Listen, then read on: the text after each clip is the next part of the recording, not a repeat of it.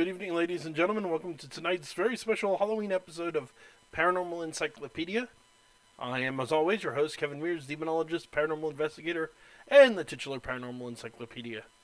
Tonight, I'm going to do something kind of special in honor of the holiday, and we're going to try and reach a man who died tonight, in fact, on October 31st, 1926. The late and great Harry Houdini. I've got my EVP recorder, and I've got my ghost box, and we're going to see what happens. I'll be completely honest, I really doubt we're going to reach Houdini himself. People have been trying for decades. He either can't or won't come through, but we can see what happens. I also, just to keep things interesting, I'm going to talk a little bit about Houdini himself. And is there a problem with the video? Hold on. Okay, I seem to be having some technical issues. I'm gonna... Hold on.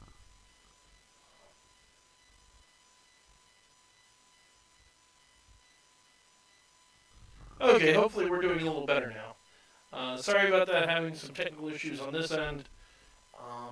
Hoping I have things sorted out. But, well, you know how YouTube is.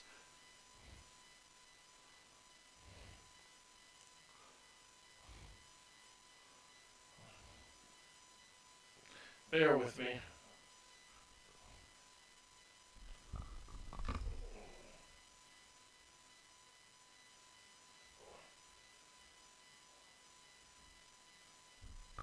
If anybody's listening, is in the chat, please let me know if this... Okay. Hi, Lisa Patricia. Okay, I do have somebody listening. And yes, Houdini died on October 31st, 1926. I'm going to get into how, because a lot of people actually are wrong about how he died.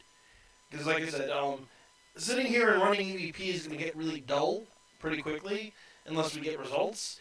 So, to make the stream a little more interesting, first I'm going to talk about who Houdini was, and some stuff about his life people may not know. I'm going to read a quote from him.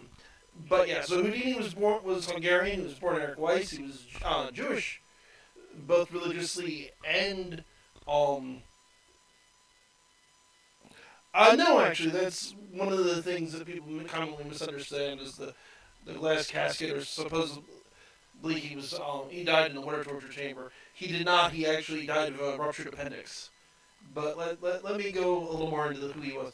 So yeah, he was born Hungarian, immigrated. His mother actually spent her life speaking only Hungarian. She never learned English, which became important later with his relationship with the one of his best friends, the famous author and doctor Sir Arthur Conan Doyle. They're a really interesting pair of polar opposites on the question of communication with the afterlife, because Houdini didn't believe, or by later in his career, Houdini absolutely didn't believe it was possible, where Doyle absolutely did. One thing I think it's interesting to note is Houdini didn't originally set out to debunk spiritualism. I mean, he had spent his career doing stage magic and escapes. That's something a lot of people misunderstand. People are like, oh, he wasn't a magician, he was an escape artist. He was both. He did he was originally, early in his career, even known as the King of Cards. He did card tricks. He did himself fake seances early in his career. He's famous for having made Jumbo from Ringling Brothers' Barnum and Bailey Circus disappear as well. So he was absolutely a magician. He just very quickly became more famous for his escape tricks. One of the most famous, of course, being the Chinese water torture tank, where he was hung upside...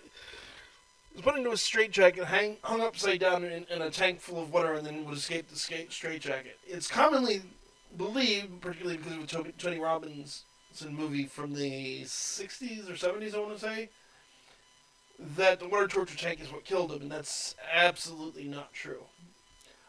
There's also other thing a lot of people think killed him, and that's not actually true either. So, later in Houdini's career, after his mother died, he became obsessed with spiritualism and seances. He originally started wanting to contact his mother. There's actually a quote I want to read about this, because I think it's significant. I believe in a hereafter, and no greater blessing could be bestowed upon me than the opportunity once again to speak to my sainted mother, who awaits me with open arms to press me to her heart in welcome, just as she did when I entered this mundane sphere. That quote is from the very end of the preface, to Harry Houdini's book, A Magician Amongst the Spirits, about his experiences investigating claims of spiritualism. Houdini, yes, we're going to get to the argument with Sir Arthur Conan Doyle as well. Houdini absolutely believed in the afterlife. He was a religious man. If you read his books, particularly Magician Amongst the Spirits, he's very clear that he believes in God. He believes there's a life after death. What he came to question and ultimately reject was the idea that you can communicate with the other side. He did not believe. He believed spirits couldn't come back. He made multiple 14 as of the writing of A Mission Amongst the Spiritual people. He knew that after they died, they would come back and communicate with him. 14 at least that had died, and all 14, not one of them had ever tried to reach him. He also very famously made a compact with his wife Bess, who he also, like his mother, he loved very dearly, that he would come back and whisper one, and they had a code word, and if the medium knew the code word, she'd know it was really him coming through. And she spent 10 years from 1926 to 1936 doing seances trying to reach him, with the last one taking place on the roof of the Knickerbocker Hotel in New York. The seance ended, and just as it ended, she blew out the candle in front of his picture and said, 10 years is long enough to wait for any man. At that moment, a giant thunderstorm started up over the hotel. Believers in the spiritualist movement have pointed to this as evidence of Houdini giving the last word on the subject. I think it may just have been one hell of a coincidence. It's worth noting as well that while Bess stopped in 1936, many other people have tried to reach Houdini since. A friend of mine, Dorothy Deitrich, who runs a Houdini museum in Scranton, Pennsylvania. If you're ever in Scranton or you live near Scranton, I highly recommend checking out the museum. It is a really great museum. Dorothy Deitrich and Dick Brooks, who run it, are really wonderful people. They do a yearly Halloween seance to try to reach Houdini. They haven't succeeded yet. They did 2 today, in fact. One at 1 something, which is when he actually died, and the other one at 6, which was the time of his last performance. In fact, I'm coming up on the time of his last performance. That's an interesting coincidence. But before I get into how Houdini actually died, let me go into a little more particularly about his issues with Doyle. So Sir Arthur Conan Doyle, while a very smart man, he was, let's be clear, the man was highly educated. He was a doctor.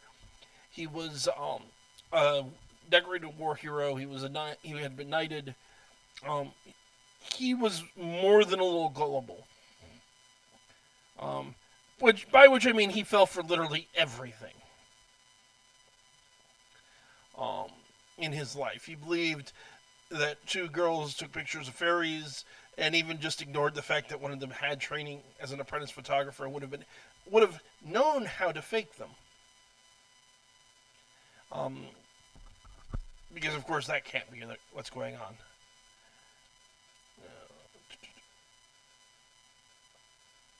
Okay.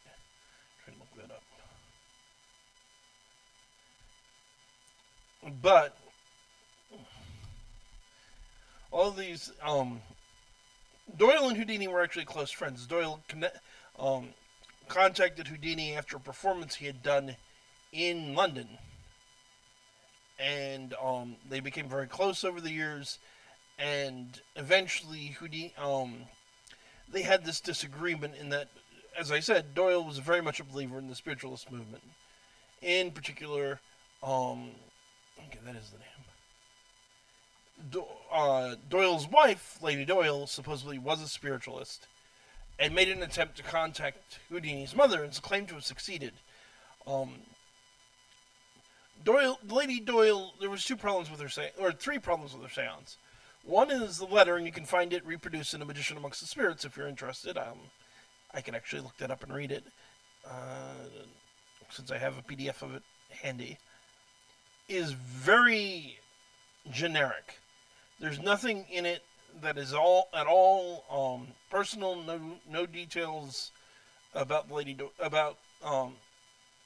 his wife, his mother, Mrs. Weiss's mother's life, death, anything like that.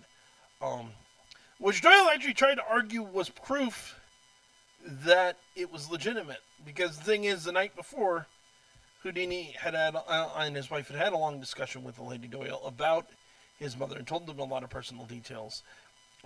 So supposedly the fact that she didn't rely on those was proof of her honesty.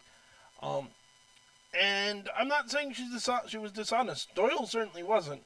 If you read Houdini's own book on the subject, Houdini was very clear that he honestly thought that Doyle was very sincere and very convinced, just he thought Doyle was wrong. But Houdini never thought that Doyle was deliberately trying to deceive him, at least based on what I've read. Anyway, they wind up having this long-standing disagreement. The other two problems with the letter is, one, the top of the letter, the Lady Doyle had drawn a cross, and Houdini's mother had been devoutly Jewish her entire life and wouldn't have put a cross on anything. Lady Doyle did actually have somewhat of an answer of that, which was the spirit didn't do it. She did it, because it was something she and other spiritualists did to seal the letter as working with God, and so that no evil influences could come through it. But the third problem is, there's four problems. So the third problem was the letter was written in English. If you'll remember earlier, I mentioned that Houdini's mother never spoke a word of English in her life. Lady Doyle's answer was that basically it's a mind-to-mind communication with the spirit, and it gets translated in whatever language the medium speaks. Lady Doyle not speaking Hungarian obviously wouldn't have been able to write it in Hungarian in this case. The last problem, and I think the biggest,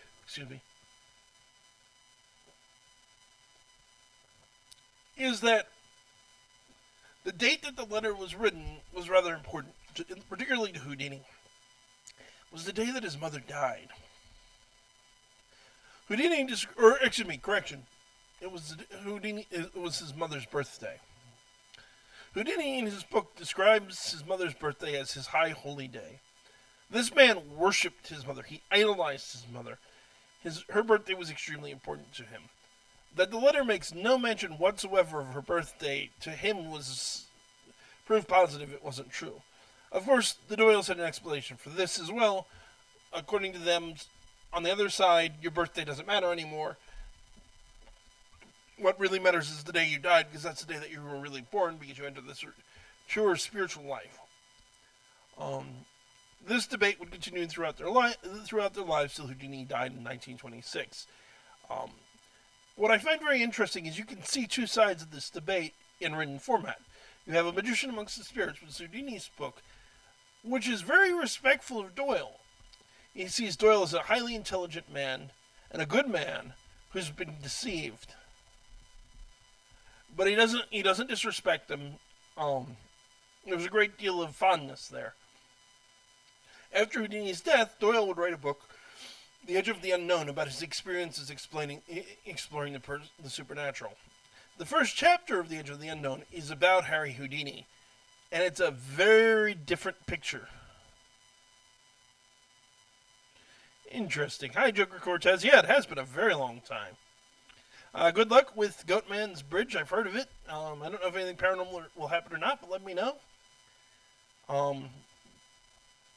So, in Doyle's account, Houdini not only knew that spiritualism was real, he was a medium in his own right, and for some reason was using his powers to block other mediums.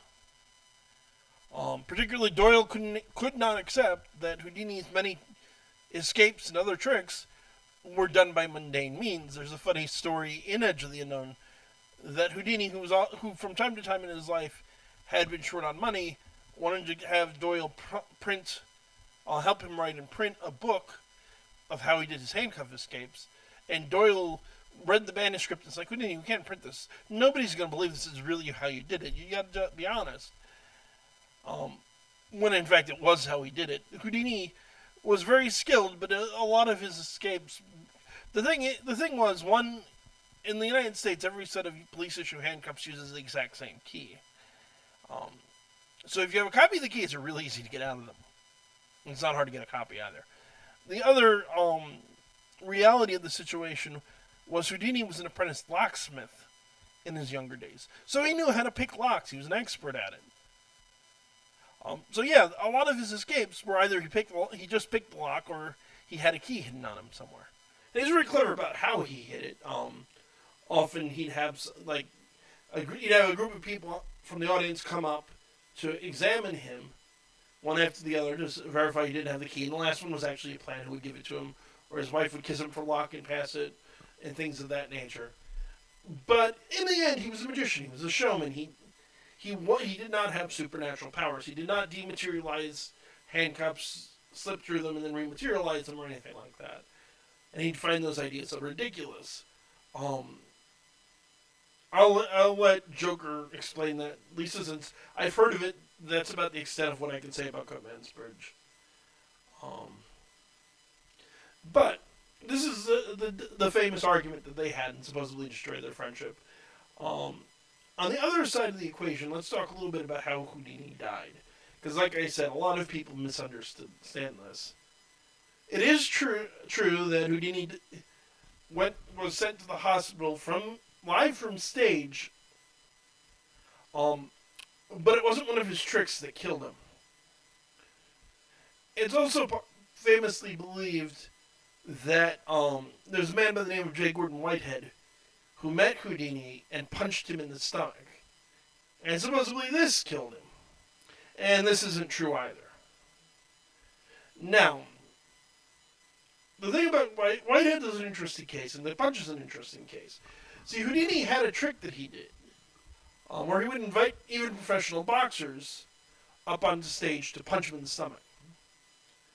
Houdini was in a superb physical condition and understood how to flex his abdominal muscles in such a way that, to quote people who had punched him in the stomach, was like punching a tree trunk. Now, it was before a show, and he was reclining on a sofa reading his mail, and a group of men came in, including this collegiate boxer, J. Gordon Whitehead. And he knew some of them. He hadn't known Whitehead at the time. It's thought, although I don't know that it's confirmed, that Whitehead was actually what in the trade would be called a wide-eyed, a true believer in the spiritualist movement. And that may be why he did it. Nobody knows for sure. But Whitehead goes to Houdini, he's a tree, you take a punch to the stomach. Houdini says yes. Whitehead just walks up and just starts wailing on it, punching him in the stomach again and again and again, until the other men pull him off. Houdini gets up, he manages to prepare himself properly. Whitehead tries it again, and the punch is completely useless. But then he starts experiencing abdominal pain, and in truth he had been before that. But two problems come up. One is that Houdini didn't like doctors, he didn't like hospitals. He had been experiencing severe abdominal pain for several days, and he was being encouraged to go to the hospital, but he had a performance in New York. Now, he had to cancel a performance before, and when that happened, there was literally a riot in the streets. The owner of the stage where he was supposed to perform begged Houdini to perform anyway. He was terrified of what was going to happen if he had to refund all of those people their money. And he begged Houdini to go on anyway. Houdini, being the consummate professional that he was, decided to do it anyway. And unfortunately, his appendix would rupture. It turned out that he had acute appendicitis. Now, it's a common mistake that people think the punch to the stomach caused the appendicitis. That's not true. Being punched in the stomach will not cause appendicitis. Appendicitis is a bacterial infection, like all such sinuses. One was not, nor did it cause the rupture. Where the punch does factor in is that the pain was a large part of why he ignored it for as long as he did. But he fought, ruptured. There's a big thing in the press about would Houdini beat his greatest opponent. Would he actually finally beat death? Would he survive it? And then sadly, 1:26 p.m. on October 31st, 1926. He died of peritonitis, secondary to rupture appendix, at 401 in room 401 at Detroit's Grace Hospital, at only age 52. His last words before dying were, "I'm tired of fighting. I do not want to fight anymore."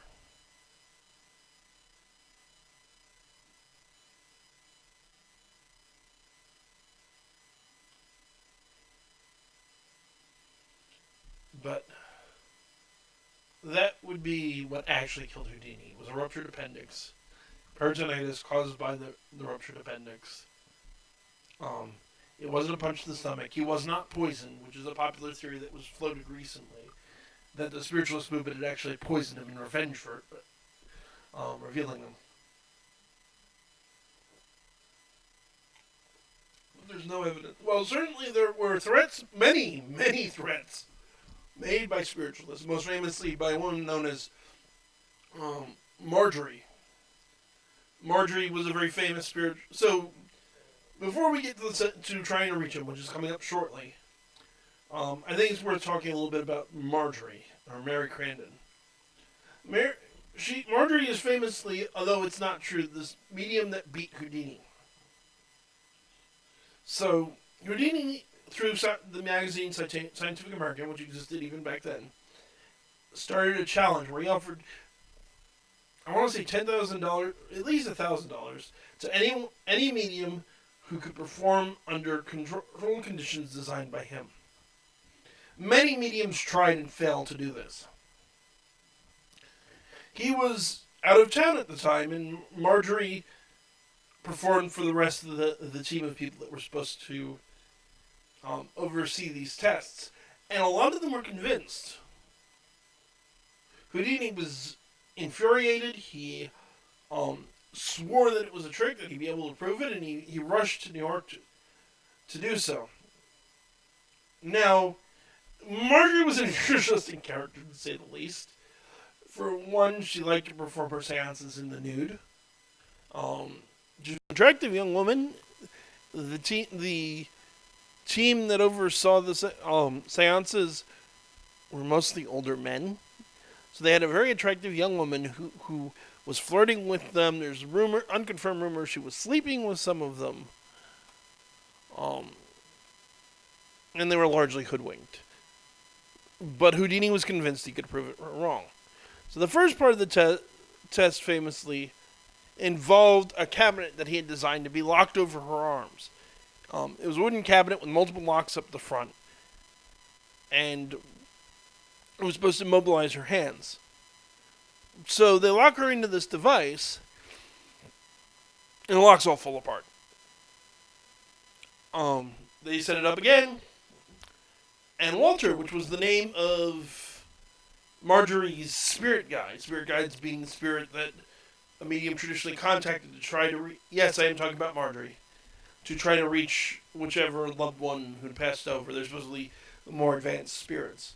Walter wasn't, by all reports, Walter wasn't a very advanced spirit, because Walter used a lot of profanity. So they lock her up again, and then Walter starts shouting, "Houdini, you scoundrel, you've left something in the case." And they open it up, and they find a ruler. They take the ruler out, they set it up again, and then there was a foot pedal type of situation that was supposed to cause a bell to ring. And then Walter starts complaining about that, and they examine it, and they find the eraser from a pencil stuck, so they couldn't be depressed. So they wouldn't be able to ring the bell even if they had legitimate powers. And Walter makes a whole bunch of threats. The whole thing winds up being a fiasco, and gets halted. She doesn't get the money. He doesn't. He continues to claim that she's a fake. She continues to claim that he deliberately deliberately put the ruler there and set up the eraser and other things like that to discredit her. This wasn't really resolved in his lifetime, but later, funny enough, J.B. Rhine, who was one of the early parapsychologists, he started the Rhine Institute, which was actually run out of university, I want to say Duke, would test Marjorie, and he actually proved beyond any doubt that she was faking it. One of her more famous feats was what's called ectoplasm. Those of you who, like me, are fans of the movie Ghostbusters probably have some idea of what ectoplasm is. It's this slimy substance that ghosts supposedly can physically manifest. This was very common back during seances. You would see, usually, it would come out of the mouth and there'd be this frothy white substance. When various investigators got a hold of it, it usually turned out to be cheese cloth painted with phosphorescent paint so it would glow in the dark. But Marjorie was very famous for this. Both were on YouTube, and one day I hope to be monetized. So let's just say, yeah, remember I said that she performed seances in the nude, she'd produce it from her lady parts. No, I'm really not joking, it's ridiculous. But, one of the other things she was famous for is she would produce this disembodied foot made of ectoplasm. And Ryan was able to get a hold of the foot and test it, and it was actually made out of chicken liver. And simply sculpted. She, like all of the other mediums that Houdini tested, was a fraud. And, of course, to this day, people continue to try to contact the dead. Other magicians have taken up Houdini's cause of trying to prove them wrong. I will say, I've never been impressed by any of the major public mediums. John Edwards, Sylvia Brown, James Van Prague. What they're doing is basically a form of what's called cold reading and sometimes hot reading. If you go back through my videos about psychics, I go into greater detail about that. I will say, my personal disappointment with the modern mediums is back in the 1900s and the 18 and 1900s and the earlier parts, if you were a medium, you put on a show. The table would bounce up and down. Musical instruments would sound. Sometimes they'd be sealed up in cases and play on their own. Sometimes you'd just hear them in the dark. People would levitate. Ectoplasm would come out of your mouth. All these really elaborate... I mean, it was basically, spiritualism back in the day was a full-on stage magician's act. These days, when somebody claims to talk to the dead, it's, I'm getting somebody with the letter H, somebody with the letter H, I think your father died, your father, grandfather, maybe your uncle, it's not nearly, neither is real, but the new version is not nearly as impressive as it was in the old days. And I think that's unfortunate. I think, if we have to keep having people try and pull this stunt, can't we go back to the good old days when it was actually an illusion being done? But, okay, I think I've talked long enough. And, listening to me prattle on and on is not why we're here tonight. We're here to try and contact Houdini himself. Again, I can't guarantee this is going to work, and my suspicion is that it isn't. On the other hand, it is Halloween itself, which means even if we don't reach Houdini, we might reach somebody. I've done other episodes on Halloween where I've talked about the origins of Halloween. I'm not going to belabor the point again. But basically, Halloween is a day when the walls between worlds are supposed to be especially thin, and spirits are supposed to come through. There is definitely spikes in reported paranormal activity tonight. Okay, Lisa, we'll see you when you get back. So, I think there's some truth to that myth, based on my experience.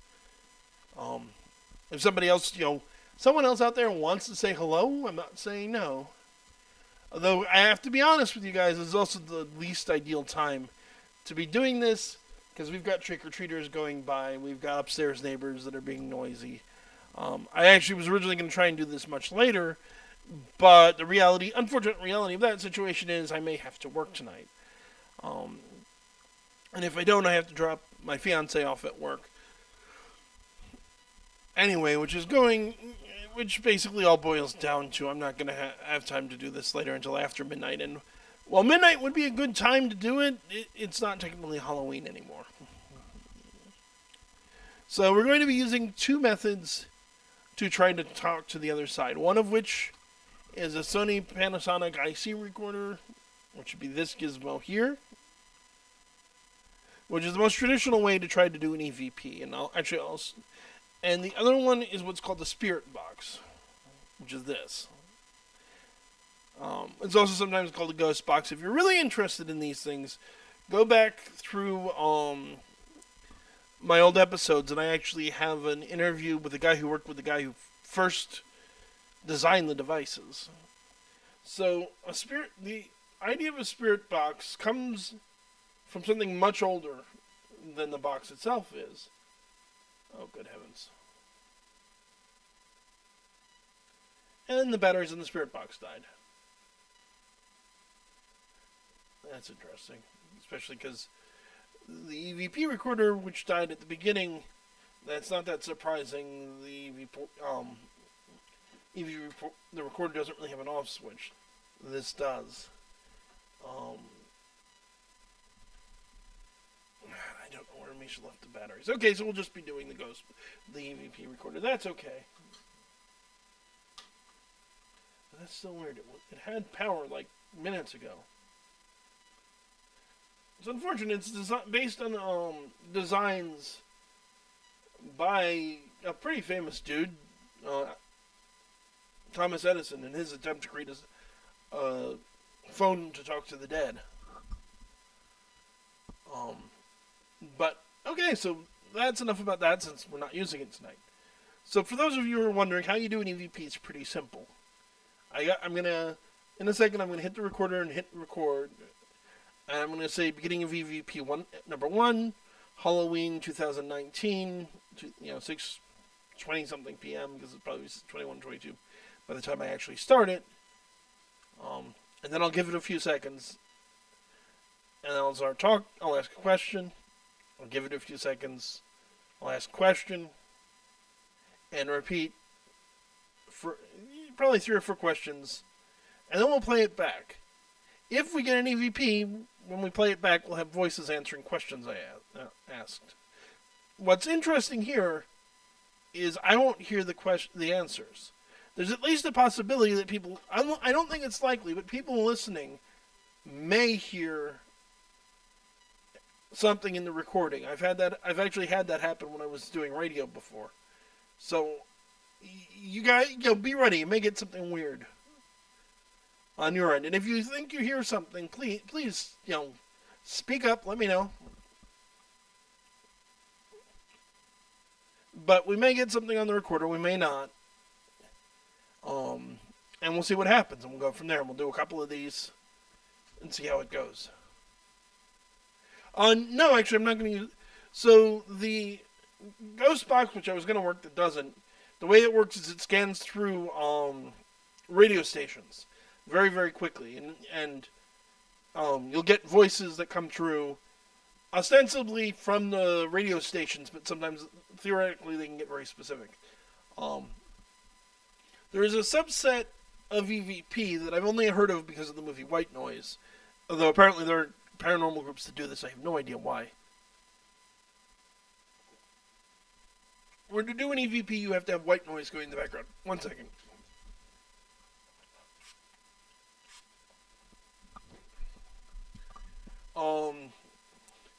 And supposedly that makes voices appear or more clear, or I have no idea. I've never used it. My mentor, who got EVP just about everywhere, never used it. I don't see any point. I'm just going to hit record and see what happens. We hit record, we ask the questions, we see what happens. To note, if you want to do EVP yourself, first I don't suggest doing it in your own house. Go to a historical site, go to a cemetery during the day, and yes, you can absolutely get EVP during the day. Ghost hunters tend to do things at night for 2 reasons. One is practical. Most of us work. We tend to work 9 to 5 jobs. If you work 9 to 5, you're not out of work till 5, 6 p.m. It's starting to get, if it's in the, this time of year, it's 6 o'clock. It's dark outside. If I was going on an investigation now, it'd be dark. That's it. It's simple. Also, if you're going to somebody's house, the evening is usually when people are available. There's also a thematic element. I could have recorded this in the middle of the afternoon. The EVP could have worked just as easily at 1 as it'll work now. But there is a psychological element of doing this on Halloween. At night in the dark.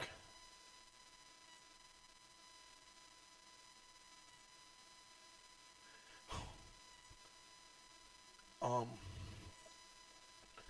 Again, this isn't paranormal. There's no paranormal reason why it has to be after dark. You can do it during the day. You can do it with the sun shining overhead. Spirits can come through then too. Don't think you have to. But let's see what's happening. Give me 1 second. I need to send a message real quick.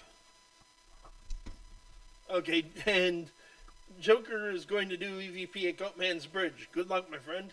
If you get anything, let me know.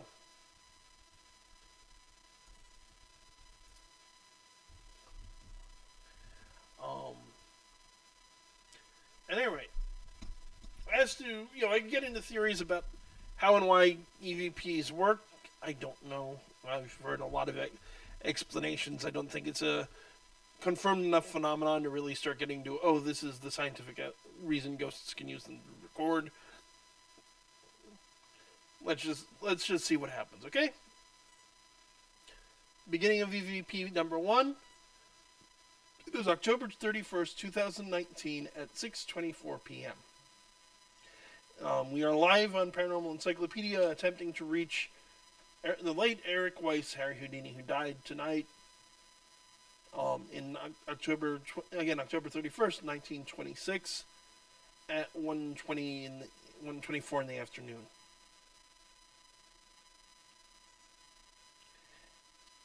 If there are any spirits here, give us a sign on this recording.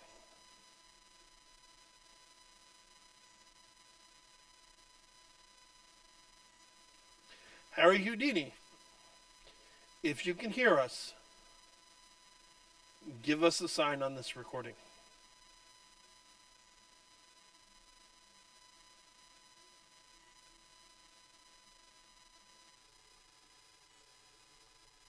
Harry, were you reunited with your mother?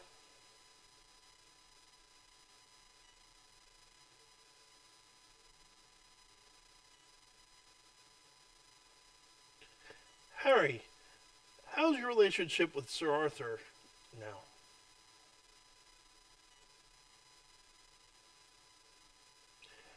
End of EVP number 1.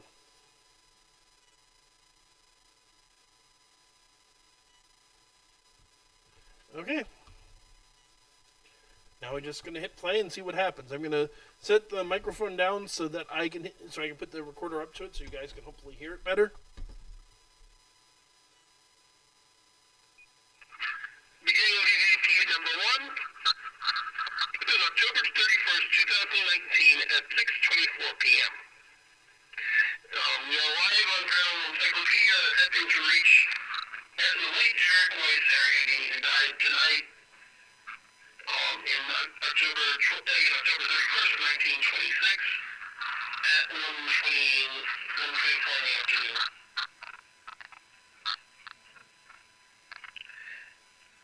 If there are any spirits here, give us a sign on this recording.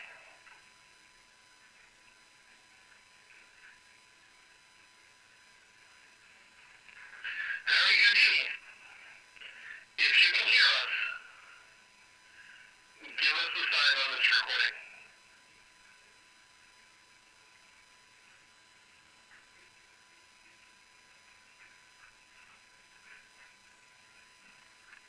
Harry, were you reunited with your mother?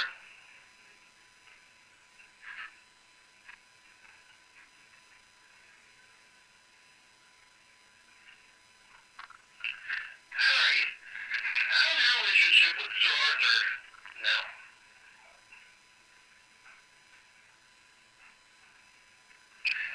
End of EVP number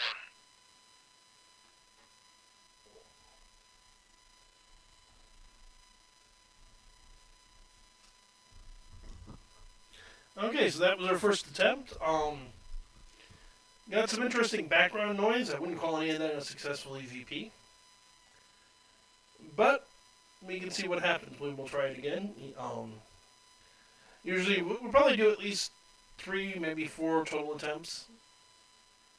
Um, and see what happens before I call it a night. But yeah, that's how an EVP goes. You see what I mean about unless you get a result, it's not the most exciting thing in the world to watch. It's not the most exciting thing in the world to do either, to be completely honest with you. Um,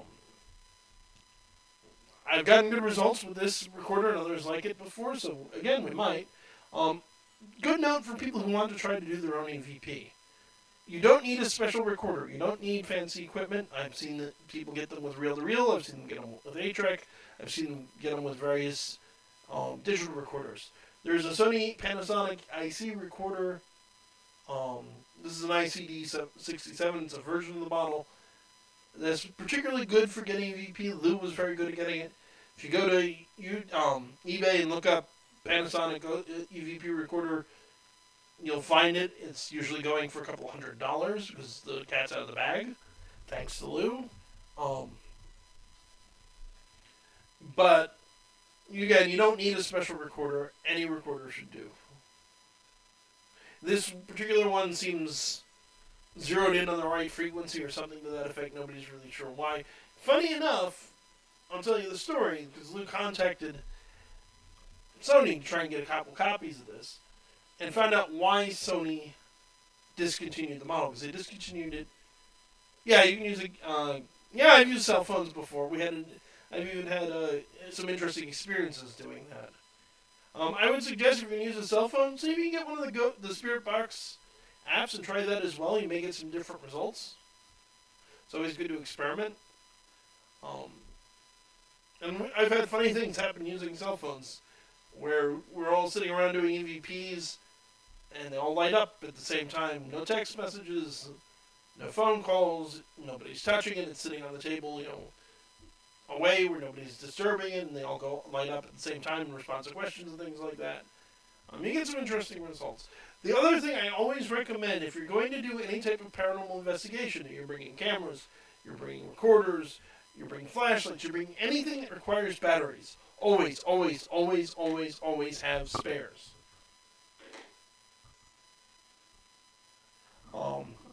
I have seen brand new batteries go dead in a matter of minutes. I've seen fully charged batteries from professional film crews die inside of 15 minutes inside of a haunted house. Multiple times in that same house to the consternation of the crew. Spirits definitely seem to drain energy out of batteries. I should have really been thinking when I tried to do the ghost box. But let's see what happens. We're going to go for round 2.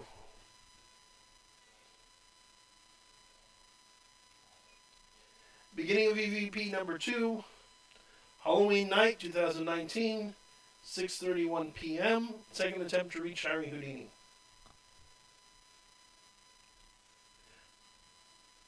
Harry, if you're there, what message would you like to give to the living?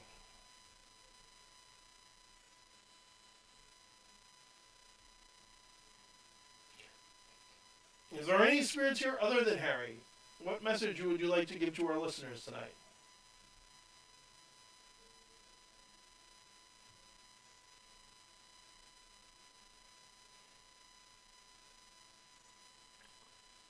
Would anyone just like to say Happy Halloween?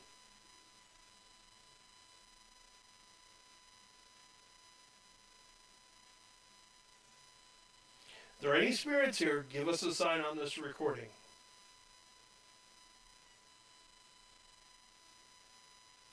End of UVP. And this, unfortunately, is getting difficult because neighbors are playing loud music, so I may have to stop this sooner than intended. But let's see what happens. UVP number 2, Halloween night, 2019, 6:31 p.m. Second attempt to reach Harry Houdini.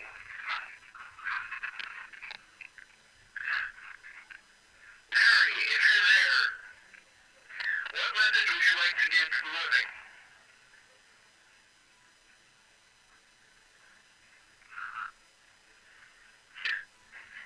Is there any spirits here other than Harry? What message would you like to give to our listeners tonight?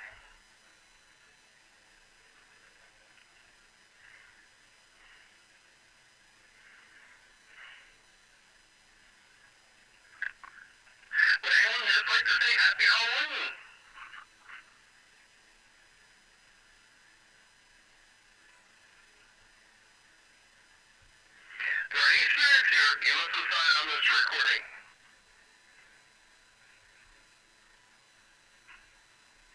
End of UEP. Yeah, we're not having any luck tonight. But definitely, as Lisa for Truth said in chat, happy Samhain. I know I have pagan listeners. I have many pagan friends as well. We're going to do one more session, I think, and then the background noise is just getting too much, and I'm going to call it a night. Before I go for the last session, anybody in chat have anything you want me to ask?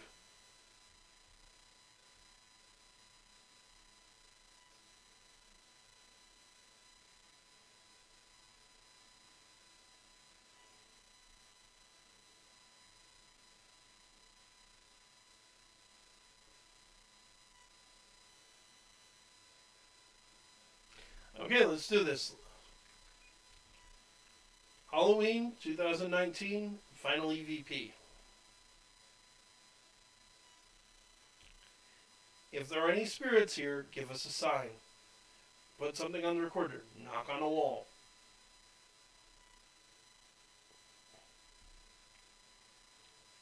If there are any spirits here, give us a sign.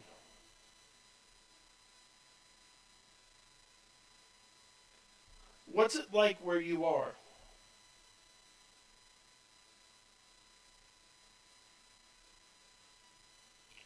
Do they have cable television in hell?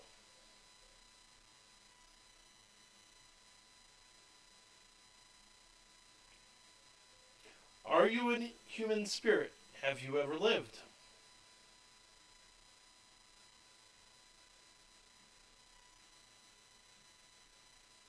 Do you have a message for me or anyone in chat?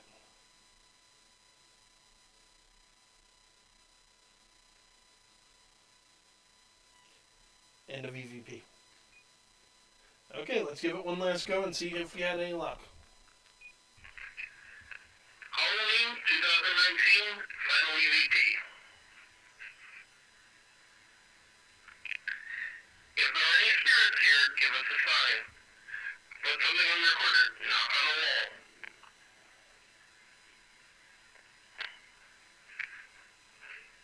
If there are any spirits here, give us a sign.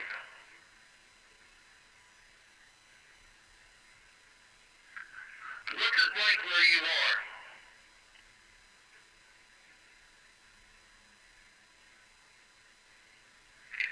Do they have cable television in hell? That noise just now was music from upstairs. Are you a human spirit? Have you ever lived?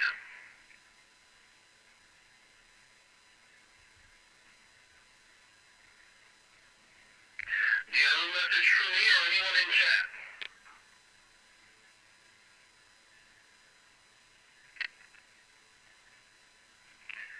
End of EVP. That's unfortunate. The only sounds we got are sounds from music. At this point, the background noise is getting too much. I can't really keep doing EVPs. We're gonna get more interference like that. That's gonna do it for tonight's Halloween special of Paranormal Encyclopedia. I want to thank both Joker Cortez and Lisa for Truth for being kind enough to hang out with me in chat. Remember, folks, we do regular streams. You can listen live. Keep an eye on our Facebook, the Paranormal Encyclopedia on Facebook. Because, I always post when we're doing them there. Otherwise, it's slightly random based on my availability because my work schedule isn't nothing like consistent enough to go, oh, okay, I'm off today. I'm off every Thursday. I'll do it then. But I want to thank everybody for listening. I want to wish everyone a happy Halloween and a blessed Samhain to those of you who practice. Go out there, have a little spooky fun. Good luck, Joker, with going to Goatman Bridge. Hope you get something and you can share it later.